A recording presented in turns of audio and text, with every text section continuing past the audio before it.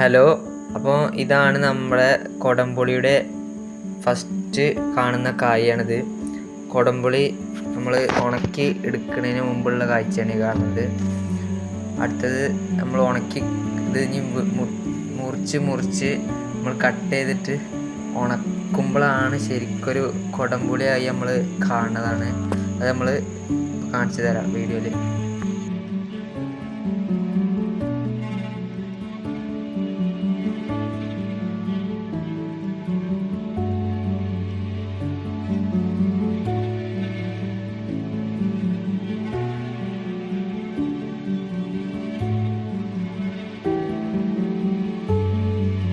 ഇതാണ് കൊടംപുളി പൊളിച്ച് വെച്ചതാണ്. ഇത് കട്ട് ചെയ്ത് വെച്ചിട്ടുള്ള രീതിയാണ് ഇത്.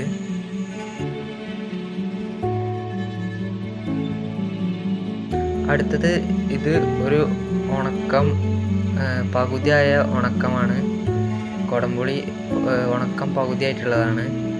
ഇനി ബാക്കി ഉണങ്ങിയിട്ടുള്ളത് ഞാൻ കാണിച്ചു തരാം.